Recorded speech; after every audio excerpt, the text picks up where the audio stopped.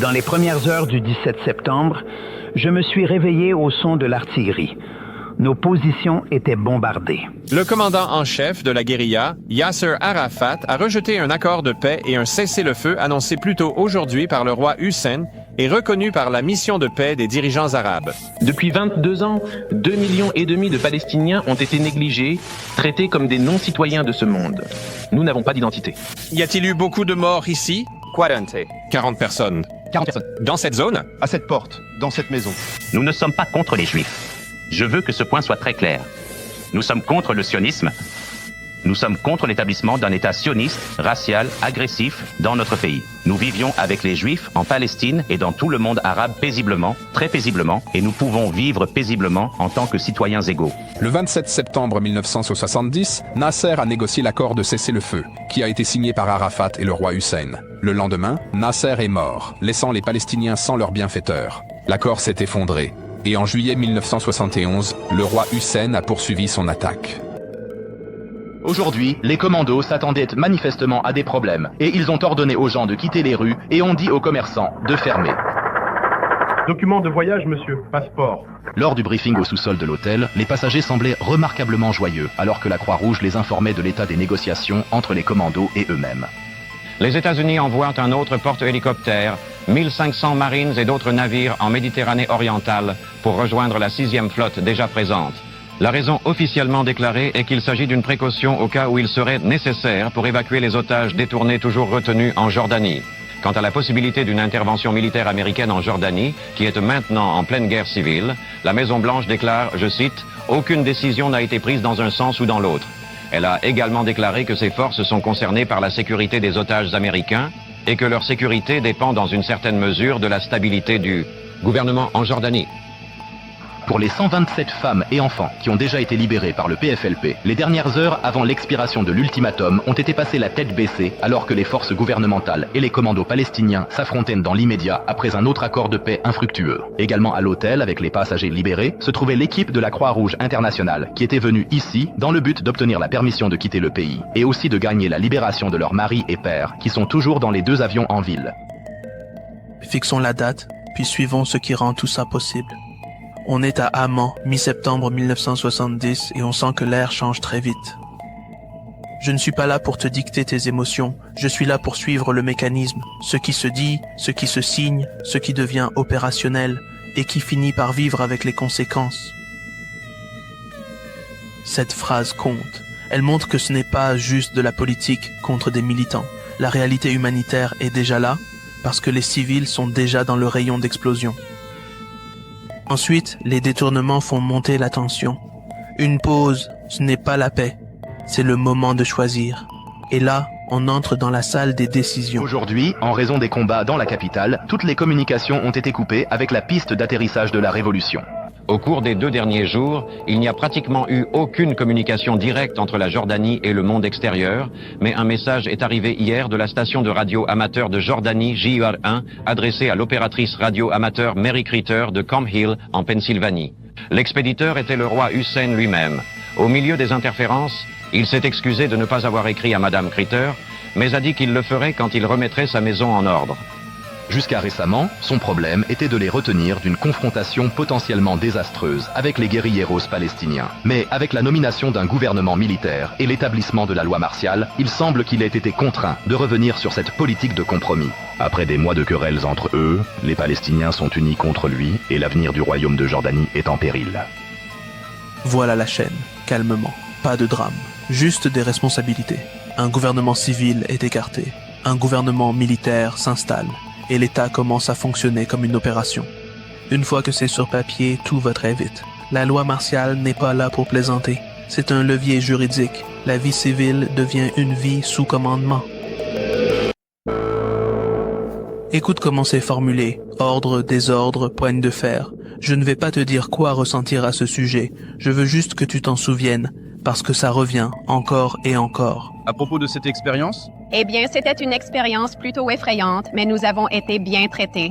Il fait très chaud et inconfortable, mais ce n'était pas dû à un mauvais traitement ou à une mauvaise gestion. Et c'était une longue nuit.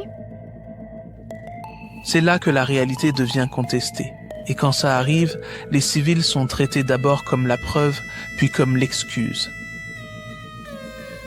Maintenant, repère les camps, parce que c'est là que le langage commence à faire son travail. Nous sommes à nouveau entourés de combats très intenses ici à l'hôtel, les mitrailleuses de calibre .50 et les positions de mortier juste au nord de nous.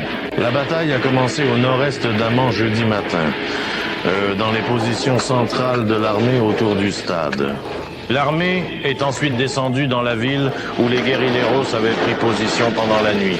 Les principales positions centrales des guérilleros sont dans les camps de réfugiés qui se trouvent à la périphérie de la ville et aussi dans le centre même de la ville, la zone commerciale, autour de l'amphithéâtre romain, où ils avaient certains de leurs principaux bureaux politiques. Le premier jour, l'armée est entrée, a commencé à ouvrir le feu sur toutes ces maisons ici, avec des tirs de mitrailleuses lourdes de calibre 50, le genre de choses que vous entendez en ce moment.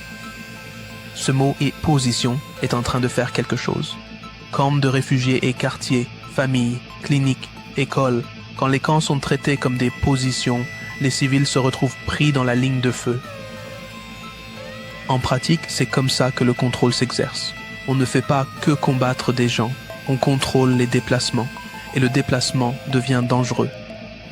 Pas de course pour l'eau, pas de course à l'hôpital, pas de sortie sûre. Les vies ruinées des réfugiés palestiniens. Amman est la capitale du royaume hachémite de Hussein, et il y a 600 000 personnes à Amman, mais 400 000 d'entre elles sont palestiniennes, et la plupart vivent dans la misère des camps, et la moitié sont nées et ont grandi dans la misère de ces camps, 20 et 30 personnes entassées dans chaque cabane en béton ou cabane en tôle ou tente. Ce sont des gens qui obtiennent leur bidon d'eau chaque jour au robinet du camp. Ce sont des gens qui vivent avec la puanteur de l'urine des égouts à ciel ouvert, un peuple qui vit dans la pauvreté sans passeport, ni paix, ni promesse de paix, mais seulement le désespoir et la fierté qui naît de la colère. Donc voilà le basculement, une salle de décision devient un décret. Un décret devient un calendrier. Ensuite, on suit la paperasse, parce que la paperasse, c'est comme ça que la violence devient une routine. À 2 reprises au cours des 6 derniers mois, la Jordanie a été au bord de la guerre civile, alors que des troupes de guérilla et des unités de l'armée jordanienne se sont affrontées dans les rues d'Amman. C'était le basculement. Maintenant, place à la boîte à outils. La loi martiale transforme l'exception en routine. Concrètement, plus de pouvoir, des ordres plus rapides, moins de protection. Et quand un gouvernement part de poigne de fer, ce n'est pas de la poésie, c'est un avant-goût de la politique. Et je l'ai dit à beaucoup d'entre vous depuis le début de cette année, cela va être une année très critique et difficile pour les raisons suivantes. Israël a toujours frappé chaque fois qu'elle a commencé à sentir qu'il y avait au moins une posture défensive qui pourrait l'empêcher de réaliser davantage de ses plans. C'est la phase que nous traversons à ce stade. Israël ne semble pas intéressé par la paix, une paix honorable et juste. Face à cela, notre armée doit être en mesure de se battre. Pour qu'elle puisse accomplir son devoir, elle doit être satisfaite de ce qui est derrière elle. Le soutien de tout le peuple, l'amour de tout le peuple, le respect dû à cette armée. Ensuite vient la manœuvre qui transforme des factions politiques en cibles légitimes. Un ultimatum public. Désarmez, évacuez, obéissez. Sinon, l'État vous traite comme une rébellion armée. Et quoi qu'on pense des factions armées, ça ne retombe pas seulement sur elles. Ça retombe sur les villes, les quartiers, les camps et les familles. Parce que l'application ne vient pas avec une précision parfaite. Elle vient avec des méthodes de masse.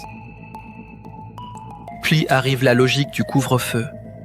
Et en pratique, c'est brutal. Un couvre-feu, ce n'est pas juste rester à l'intérieur. C'est pas de course, pas de médicaments, pas de passage sûr. Même l'ambulance, rien n'est certain. Ça transforme la vie quotidienne en calcul de risque. Cette phrase, c'est le mécanisme. L'État crée une règle, puis peut traiter sa violation comme une justification à la force létale. même quand on la transgresse pour Le survivre. sentiment que ma maison et ma famille sont en sécurité. Et dans ces deux domaines, des coins ont été enfoncés. Je suis fermement convaincu que ce qui s'est passé n'est pas un accident. Et, comme je l'ai dit, ma position ces derniers jours a été celle d'une personne marchant dans un champ de mines. Je crois qu'il y a une nouvelle initiative et qu'il y a un nouveau mouvement après que la situation ait été laissée se détériorer à un point très dangereux en termes de danger pour tous les concernés dans la région et de danger pour la paix mondiale. Es-tu allé à Amman? Oui, Amman. Tu es allé à Amman? Oui. Et comment sont les choses là-bas? Je ne sais pas les choses, mais... Tu as donné la nourriture aux gens? Oui, aux gens. As-tu ramené des blessés ou pas? Non. On ne t'a pas permis? Pourquoi? Quoi? T'ont-ils laissé ramener des blessés? Non, non. Non? L'armée ne l'a pas fait? As-tu vu beaucoup de blessés? Oui. Ah, beaucoup. Dans les rues, Jour? Oui, dans la rue. Combien? Pour beaucoup d'entre eux, la Jordanie n'avait rien à offrir d'autre que la misère et la pauvreté des camps de réfugiés. 6 nouveaux camps ont été ajoutés aux 4 restants de la précédente guerre arabo-israélienne. Dans ceux-ci vivaient les 40% de réfugiés que l'économie jordanienne chancelante ne peut absorber. La bataille de Septembre Noir, que certains appellent Septembre Noir. Je pourrais l'appeler Septembre Blanc, car c'était un conflit entre le régime et l'État. Oui, entre l'autorité et le chaos, non pas entre les Fedayins et l'État, ni entre les Palestiniens et les Jordaniens. C'était une logique défaillante à l'époque. Sous la loi martiale, l'État ne contrôle pas seulement les rues, il contrôle l'information. Parce que contrôler le récit fait partie du contrôle de la population. C'est comme ça que la sécurité s'éteint. Le corps, le foyer, la presse et même la mémoire. Après les détournements, l'ordre trouve soudain un public plus large. Donc ce n'est pas encore la bataille, c'est le central, le tableau de commande. La loi martiale ne tire pas, elle rend la force légale. Elle transforme un pays en espace contrôlé, puis la phase au sol commence. Sur le papier, ce sont des mesures de sécurité. Dans la réalité, des couvre-feux, des points de contrôle, le silence à la radio, et des familles qui essaient de se déplacer dans une ville bouclée, sous contrôle. Maintenant, on suit la paperasse jusque dans les rues. Je me souviens avoir essayé de dormir un peu cette nuit-là. J'ai dit mes prières. Tôt le matin, la ville commençait à s'agiter.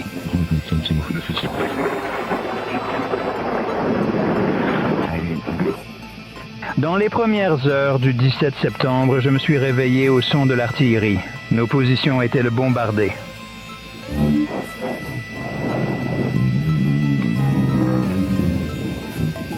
La première chose que nous avons faite a été d'aller au bureau d'Arafat, au centre de commandement conjoint. Arafat était là. La plupart des dirigeants du Fatah étaient là, et même Abache. Ils étaient au téléphone et à la radio avec Damas, les tenant informés de ce qui se passait et exhortant ouvertement les Syriens à intervenir.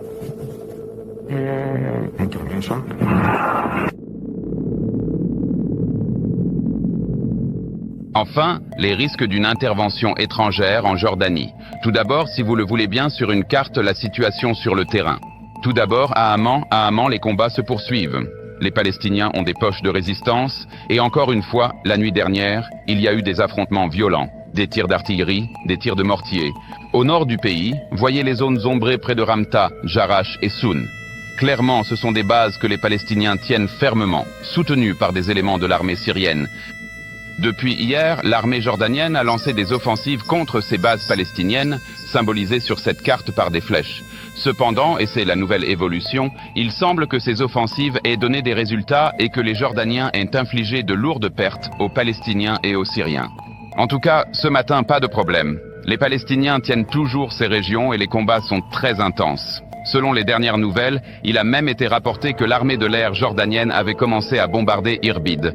Et puis un autre développement, mais cette fois concernant le sud du pays. Alors qu'on croyait que le sud du pays était entièrement contrôlé par les Jordaniens, des journalistes voyageant dans le sud de la Jordanie vers l'Arabie Saoudite, et donc le golfe d'Aqaba, ont été arrêtés et contrôlés par des commandos palestiniens. Il semble donc que les Palestiniens aient également infiltré et établi des postes de résistance dans le sud du pays. Bonjour. Depuis la nuit dernière, il y a des combats en Jordanie. C'est une guerre entre les forces du roi Hussein et les Palestiniens. Les combats ont lieu dans tout le pays, à Karak, Amman, Zarqa et Irbid. Il semble même que les troupes irakiennes stationnées en Jordanie aient pu intervenir dans le conflit aux côtés des Palestiniens. Mais pour l'instant, cette nouvelle n'est pas confirmée. Ce que nous savons, c'est que les Palestiniens ont demandé l'intervention irakienne et que le gouvernement irakien aurait ordonné à ses troupes d'intervenir, bien qu'il ne soit pas clair si elles ont effectivement rejoint les combats. Notons ce qu'on est en train d'entendre. Une réunion, une promesse de contrôle, puis des voitures avec des mitrailleuses à la périphérie de la ville. C'est le moment où ça bascule, de la politique à la logique de la rue. Nous sommes à nouveau entourés de combats très intenses ici à l'hôtel, les mitrailleuses de calibre .50 et les positions de mortier juste au nord de nous.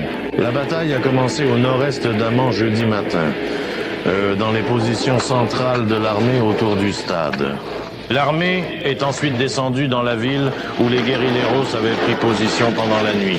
Les principales positions centrales des guérilleros sont dans les camps de réfugiés qui se trouvent à la périphérie de la ville et aussi dans le centre même de la ville, la zone commerciale, autour de l'amphithéâtre romain, où ils avaient certains de leurs principaux bureaux politiques. Le premier jour, l'armée est entrée, a commencé à ouvrir le feu sur toutes ces maisons ici, avec des tirs de mitrailleuses lourdes de calibre 50, le genre de choses que vous entendez en ce moment. Voilà pourquoi les capitales deviennent dangereuses quand elles se transforment en champs de bataille. La carte n'est pas abstraite, ce sont des maisons, des hôpitaux et des gens qui essaient d'atteindre les deux. D'accord, une dernière question. Quel est votre souhait maintenant que vous êtes de retour dans votre pays? Le premier et dernier souhait est d'offrir à notre pays tout service que nous pouvons et de faire tout ce qui est possible pour la libération de notre patrie assiégée.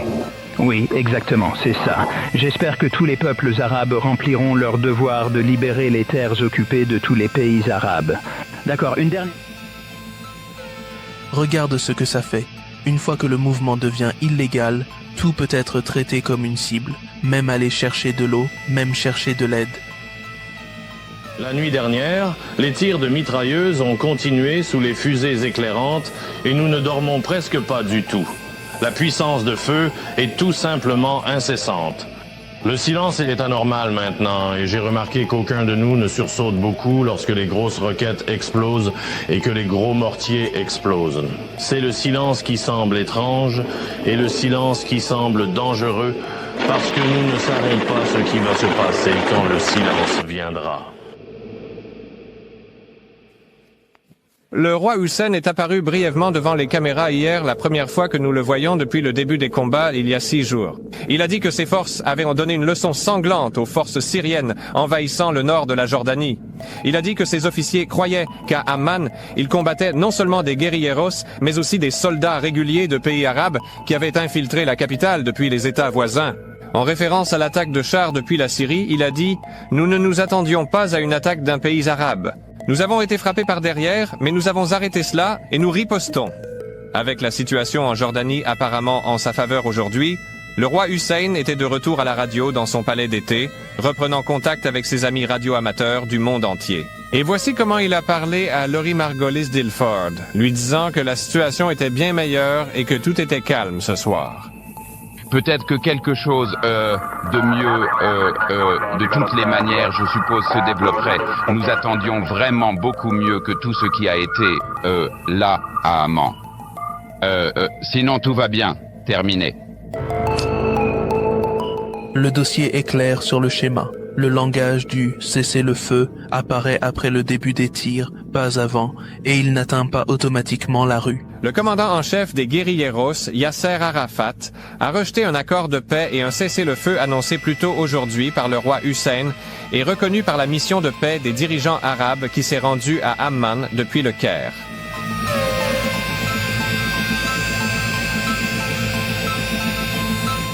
Vous venez de sortir d'Amman. Pourriez-vous me dire comment ça a été la semaine dernière? Très, très bruyant. Vous avez été à Amman même? Oui. Dans votre maison? D'abord dans notre maison. Plus tard, nous avons déménagé chez des amis. Pourquoi? Y avait-il des tirs? Oui. Nous vivions juste derrière le palais de la Reine-Mère et il y avait beaucoup de tirs là-bas. Votre maison a-t-elle été endommagée? Légèrement. Seulement quelques balles à travers les fenêtres, pas plus. C'est la partie qu'on efface quand on appelle ça rétablir l'ordre. L'ordre ne saigne pas. Les gens, si. Mais d'abord, les gros titres sur les combats d'aujourd'hui. Le roi Hussein a affirmé que ses forces dans le nord avaient donné une leçon sanglante aux Syriens et les villes d'Irbid et de Ramta seraient aux mains des royalistes. Son commandant en chef, le maréchal Majali, dit que les Syriens se sont retirés en désordre en Syrie et que ses forces tiennent maintenant le carrefour vital au sud de Ramta, la clé de la route d'approvisionnement des guérilleros vers Amman.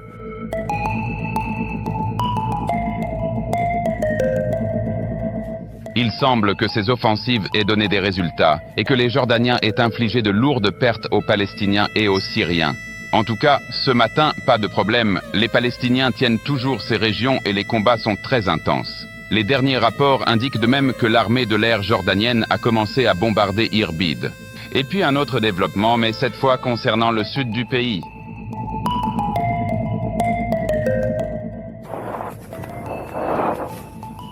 Et des informations nous sont parvenues des services de renseignement et du système radar que les Syriens amassaient des chars à la frontière syro-jordanienne. Nous échangions des points de vue sur l'attaque syrienne, surtout avec nos amis soviétiques à l'époque. Et chaque fois que la question était posée à l'ambassadeur soviétique, sa réponse était « Ce sont des unités de l'armée palestinienne et des chars palestiniens, et ce ne sont pas des Syriens ». Si tu regardes ça de l'extérieur, en 1970, voilà ce que tu as. Des cartes, des communiqués, des fragments.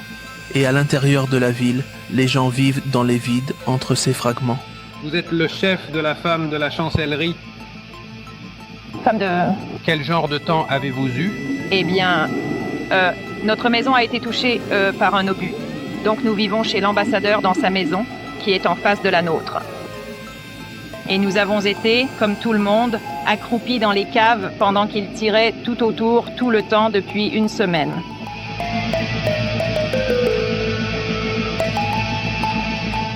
Elle a conclu en envoyant une mission de conciliation à Amman, une mission de conciliation dont l'objectif est flou étant donné l'état actuel des choses.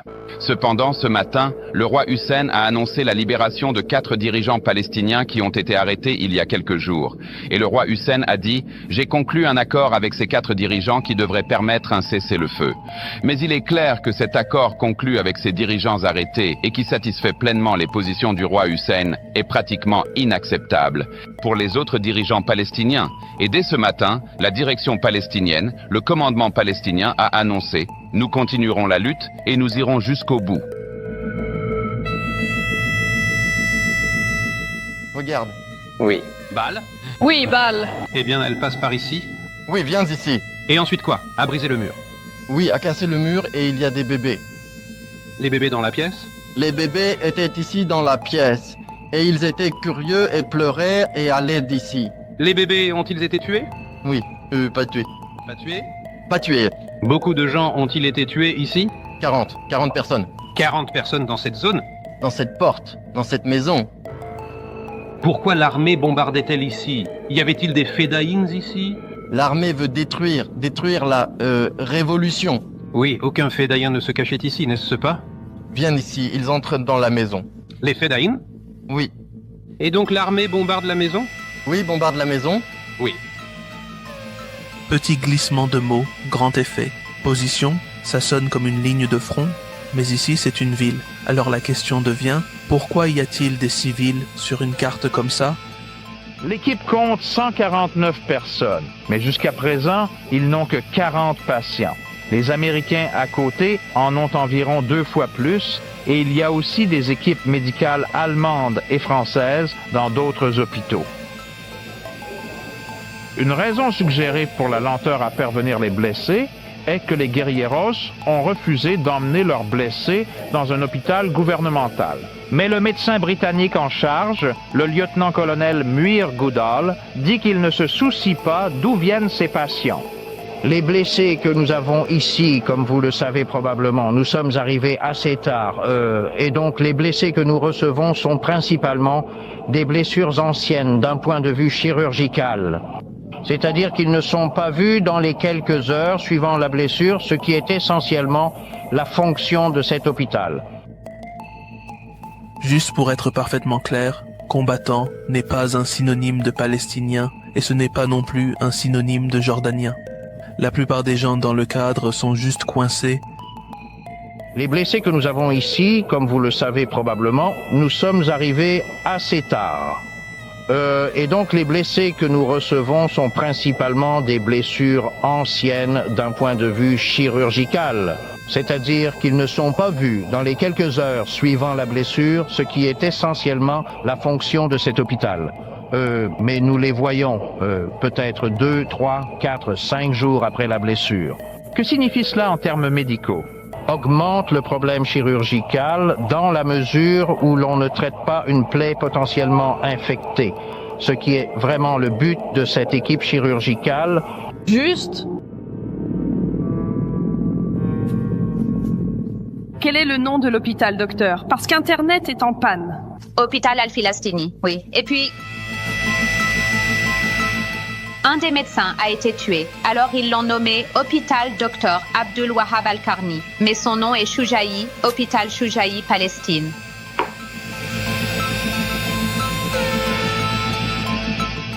Je n'étais pas d'accord parce que j'ai reçu un télégramme par l'intermédiaire du CICR me disant que le Croissant Rouge palestinien est autorisé par les autorités jordaniennes à travailler comme pour le travail humanitaire à Irbid, Jerash et Zarqa.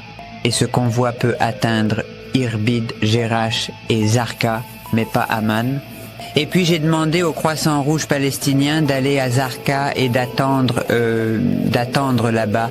Et Les reportages ici décrivent des blessés piégés entre les camps et des hôpitaux qui deviennent un territoire politique. On peut être précis sur ce qui est visible. Quand on contrôle les déplacements, la médecine devient une négociation. Quant à moi, le docteur Oyam et Tideman du côté du CICR, et du côté palestinien, 3 médecins, il a été décidé d'aller seulement Seulement à Zarqa. Pour avoir une discussion à Amman. Mais à Zarqa, tout le monde voulait aller à Amman et il ne m'était pas possible de les amener à Amman et je leur ai demandé de rendre le drapeau du CICR. C'était trop dangereux d'aller à Amman quand le couvre-feu était en vigueur avec toutes ces personnes. J'étais vraiment terriblement anxieux à ce sujet et ils ont refusé de rendre les drapeaux de la Croix-Rouge. Ce n'est pas une note de bas de page, c'est le système. L'aide, ce n'est pas seulement des fournitures, c'est une question d'autorisation. J'en ai pris un et ce geste de ma part, a été très mal interprété par eux. Et ils étaient très très en colère contre moi et ils sont venus, tout le monde, essayant de me pousser et donc... mais ils ont rendu tous les drapeaux de la Croix-Rouge et ils sont partis de leur côté. Quant à moi, j'ai attendu un moment et quand tout le monde était parti, le docteur Oyan et moi-même sommes allés à Amman. Mais le jour, oui.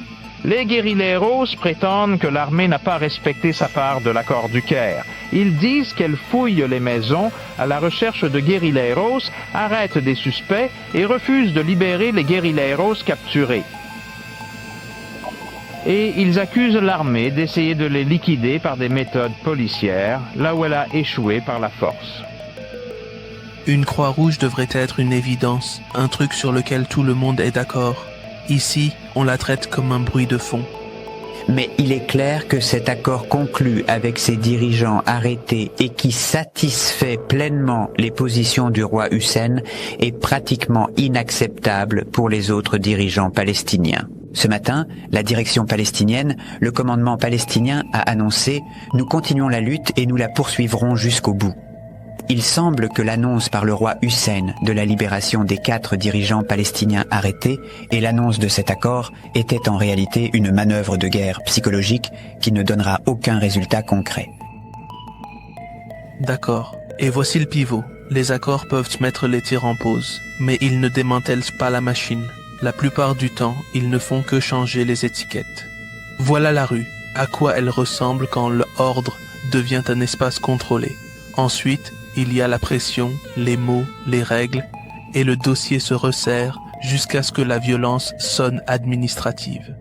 Et une fois que tu as vu ce que la paperasse fait à la rue, la prochaine question c'est qui a le droit d'appeler ça l'ordre et qu'est-ce que ces mots peuvent faire disparaître? Comme quelqu'un qui se remet d'un terrible accident, les habitants d'Amman montrent leur premier signe faible de comportement normal. Les ordures non collectées sont brûlées dans les rues et une opération générale de nettoyage a commencé.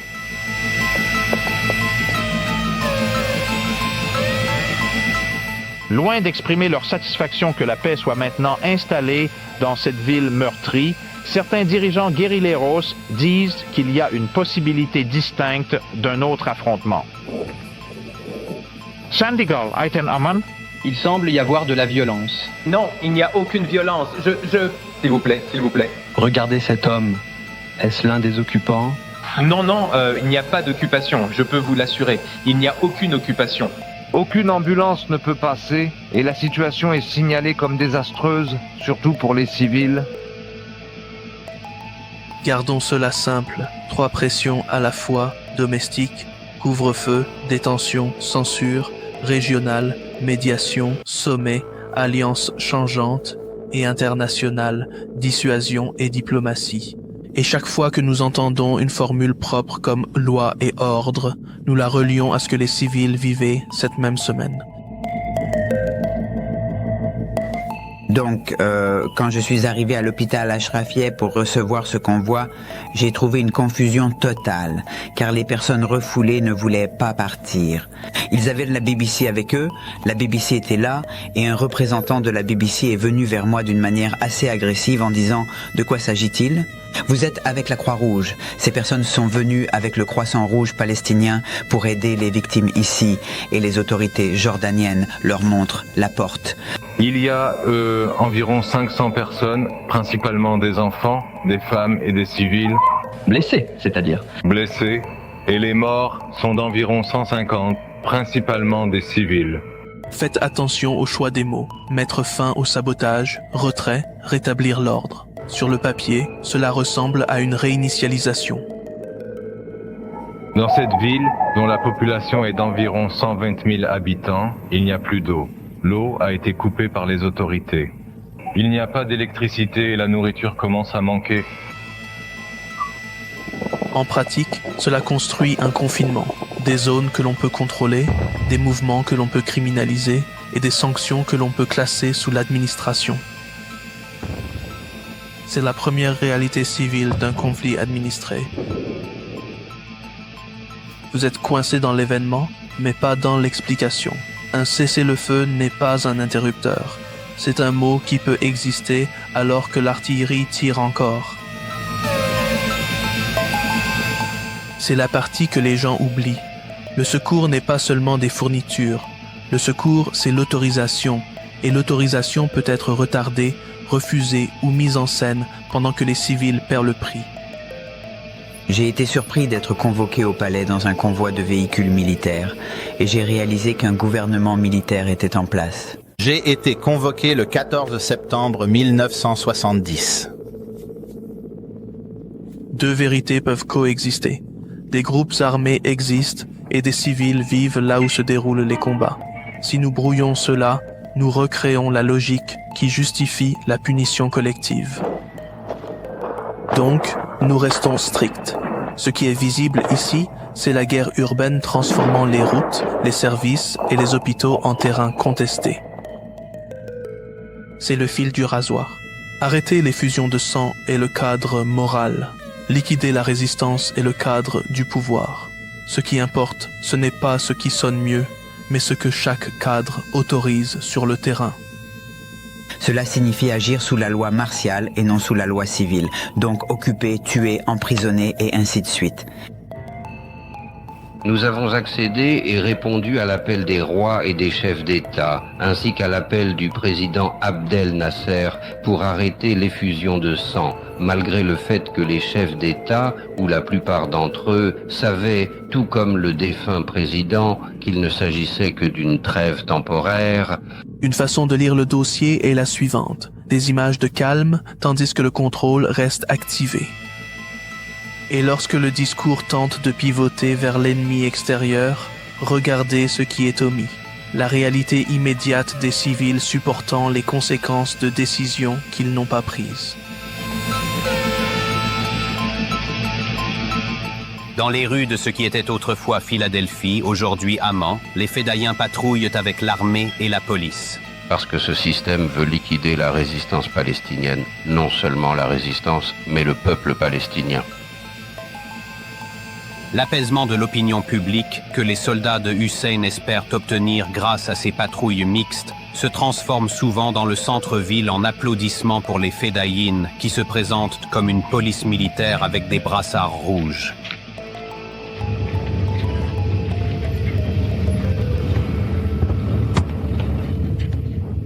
Les patrouilles mixtes montrent moins une réconciliation entre les deux camps que l'impuissance du roi. Si l'armée et les guérillas, les Jordaniens et les Palestiniens maintiennent l'ordre ensemble, alors le trône hachémite, qui a toujours tenté d'éviter cela, ne représente plus que lui-même. À l'intérieur, les intrus avaient envoyé des messages par téléx accusant les Jordaniens de meurtre de masse et attaquant les médias mondiaux pour avoir diffusé des mensonges. Oui. Où est Israël, monsieur? Israël, la question d'Israël est toujours là. Je veux dire toujours. Je veux dire, les autres Arabes laissent tout. Même lorsque nous organisons une manifestation, ils nous disent « Eh bien, qu'est-ce qu'Israël fait ?» Je veux dire, c'est toujours brandi au-dessus de nous. Une fois que les étiquettes se durcissent, trois choses deviennent plus faciles. Traiter toute une communauté comme suspecte, justifier des contrôles de masse et réécrire la vie civile comme un terrain de sécurité. C'est ainsi qu'un conflit civil est traité comme une administration. Mais en même temps, l'opinion publique dominante était que la société s'était scindée en deux étiquettes. Une, Jordanien de l'Est, d'origine est bancaire, l'autre, Jordanien d'origine palestinienne.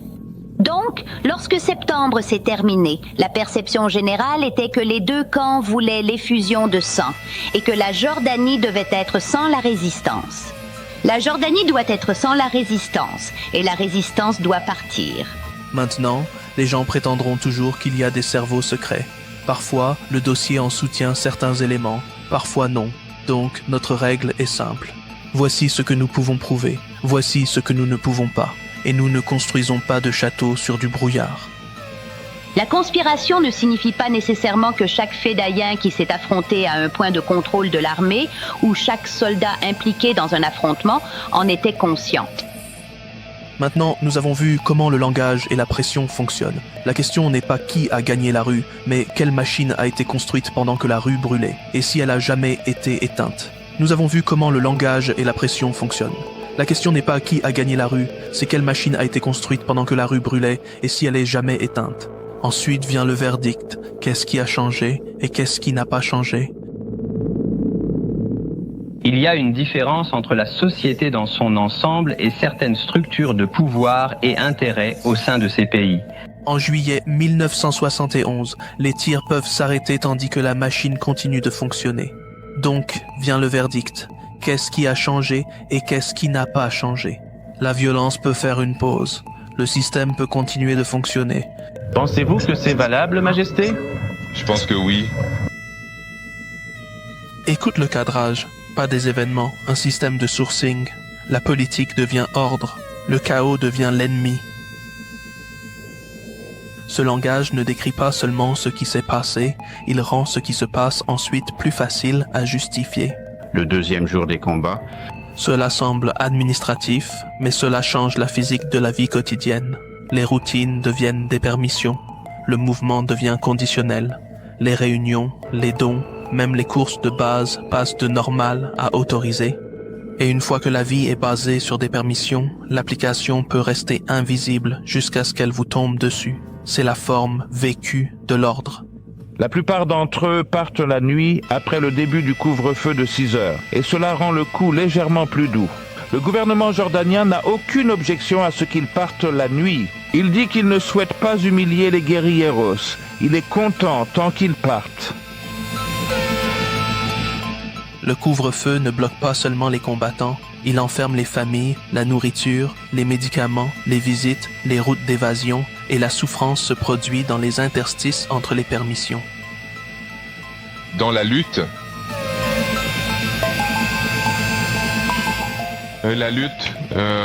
qui nous a été imposée à tous dans ce pays, il n'y a pas eu de vainqueur.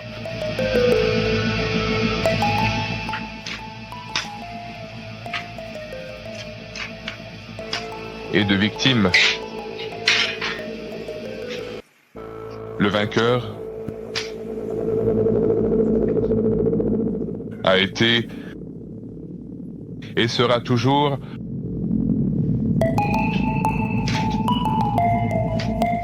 une politique claire. Oui, le gouvernement jordanien a publié une déclaration en 11 ou 12 points exigeant qu'avant de négocier avec nous, ils les ont appelés des points, signifiant arrêter de violer la loi et se conformer à la loi. Oui, non, si vous voulez tenir une réunion, vous devez obtenir une permission maintenant, étant donné comment les choses sont devenues. Je veux dire, on a l'impression d'être à nouveau un pays. Votre pays, c'est de retour. Oui. Si vous voulez collecter des dons, c'est interdit à moins d'obtenir une permission. Ces jours-ci sont des jours de sécurité. Toute personne collectant des dons a besoin d'une permission. Avant, nous collections des dons sans permission. Deuxièmement, porter des armes est interdit. Porter... À l'intérieur des villes? À l'intérieur des villes? À l'intérieur des villes, pas dans les territoires. Mais pour chaque guérillero qui part, 2 ou 3 soi-disant milices armées restent. Personne ne sait combien, et ils sont le joker dans le jeu. Quand la phase chaude se refroidit, le conflit ne disparaît pas, il se réorganise. Au lieu de combats ouverts, vous obtenez des pipelines. Capture, filtrage, libération, expulsion, détention. Et nous gardons le rasoir affûté ici. Cibler des groupes armés n'est pas la même chose que qualifier des civils. Cette confusion fait partie de la machine, et nous ne la reproduisons pas. Et voici le mécanisme de Quietus. Si vous contrôlez ce qui peut être imprimé, vous contrôlez ce qui compte comme ce qui s'est passé. Et si le dossier se rétrécit, la responsabilité se rétrécit avec lui. Ce n'est pas un drame médiatique, c'est un outil politique. Fermez les médias, rejetez les éditeurs, mettez sur liste noire la dissidence, et le public ne reçoit qu'une version autorisée. Ainsi, les familles qui ont perdu des personnes ne perdent pas seulement la sécurité, elles perdent la lisibilité. Leur histoire devient non confirmée, puis controversée, et ensuite disparue. Si tout le monde se taisait, peut-être pourrions-nous entendre M. Swingles. Diverses personnes ont envoyé des messages à leurs proches avec... Maintenant, dézoomez juste assez pour voir le champ de pression encore à l'intérieur du dossier de 1970-1971. Publiquement, les dirigeants condamnent. En privé, les dossiers montrent peu d'actions tangibles. Et cet écart, réprimande à la télévision, acquiescement derrière les portes, fait partie de la survie des répressions. Ils ont annoncé que le couvre-feu serait levé pendant 2 heures, parce qu'un couvre-feu avait été imposé. Donc, pendant la levée de 2 heures, nous avons essayé de quitter la maison et de nous déplacer ailleurs. Mais dès que nous sommes sortis, l'armée était tout autour de nous. Ce qui signifie qu'ils nous ont arrêtés. Au début, ils nous ont emmenés dans un camp militaire à Tabarbur, puis au siège des renseignements. Je veux dire, nous avons subi un simple interrogatoire, c'est tout. Interrogatoire ou torture? Non, non, pas du tout. Au contraire, ils nous ont bien traités. Mais cette activité se développe, oui, elle se développe juste très lentement parce que, encore une fois, nous n'avons pas la capacité d'imposer le CICR au gouvernement dans cette région. Les gouvernements acceptent-ils facilement votre travail dans ce domaine? Bien sûr, puisqu'il n'y a pas de base légale, cela devient une question de persuader les gouvernements de la nécessité d'agir en faveur des détenus politiques. Donc la réaction, l'attitude des gouvernements varie. Certains demandent même notre intervention à certaines occasions. Il trace la ligne que le monde continue d'essayer de brouiller, pas une fois contre un peuple, mais un projet politique et ses conséquences. Et il le relie au fait le plus froid de tous, la patrie dit être effacée sur le papier. Le 27 septembre 1970, Nasser a négocié l'accord de cessez-le-feu, qui a été signé par Arafat et le roi Hussein. Le jour suivant, Nasser est mort, laissant les Palestiniens sans leur bienfaiteur.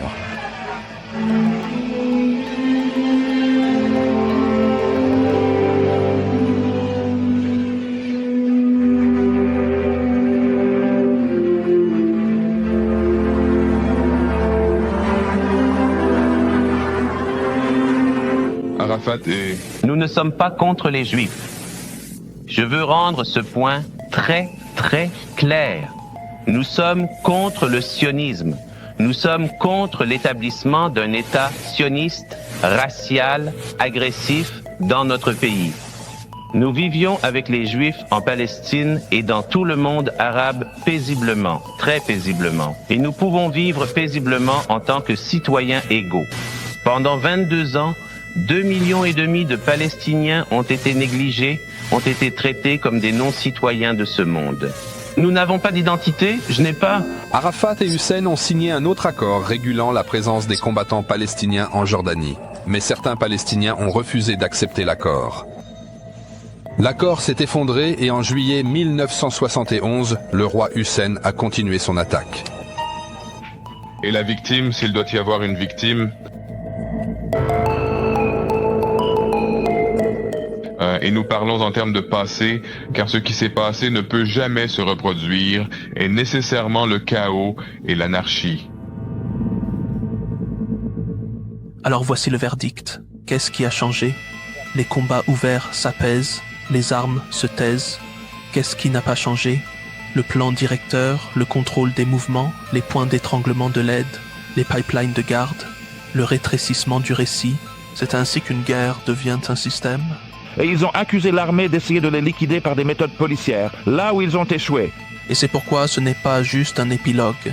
Les mécanismes peuvent survivre aux armées. Une fois qu'un État apprend qu'il peut gérer une population par des permissions, le contrôle d'accès, la classification et le contrôle des récits, ces outils ne restent pas en place. Une année, ils réapparaissent partout où le pouvoir cherche la conformité sans responsabilité. Que se passe-t-il après 1971? Nous mettrons cela de côté pour le prochain épisode, mais le plan directeur, nous pouvons déjà le voir ici même dans le dossier jordanien. Donc, ce qui nous reste n'est pas seulement un choc d'événements, c'est un enregistrement de la langue, des décisions des systèmes et de la façon dont ces systèmes ont façonné qui pouvaient se déplacer, qui pouvaient parler et qui en supporteraient le coup. Dans le prochain épisode, nous suivons ce que cela a déclenché et ce que les conséquences ont rendu possible. Tout ce qui a été utilisé dans cette enquête est lié ci-dessous, documents, transcriptions, références d'archives lorsque disponibles. Et puis une note pratique, certains documents d'archives relatifs à la Palestine et aux événements environnants sont devenus plus difficiles d'accès, restreints ou supprimés, même dans les grandes collections. Donc, si vous connaissez des archives fiables, des séquences ou des sources que je devrais consulter, partagez-les dans les commentaires. Restaurez le dossier est collaboratif et élargissez l'objectif au-delà de cette chaîne. Les journalistes et chercheurs palestiniens et la couverture liée à la Palestine de manière plus générale ont fait face à des suppressions documentées et à des limites de visibilité sur les plateformes. Donc, si vous pensez que le reportage minutieux, centré sur les civils, est important, ne vous contentez pas de le regarder. Aidez-le à voyager. Partagez-le, sauvegardez-le, envoyez-le à une personne. Si cet épisode a apporté de la clarté, veuillez aimer la vidéo. Cela aide vraiment Protaion à atteindre les gens. Et abonnez-vous si vous voulez plus d'enquêtes construites de cette manière. Et j'apprécierais vraiment vos réflexions à ce sujet. En regardant ce que nous avons souligné dans cet épisode, qu'est-ce qui soutient le pouvoir plus longtemps, la force ou le langage qui rend la force justifiée? Restez curieux, continuez à poser des questions et surtout, prenez soin de vous.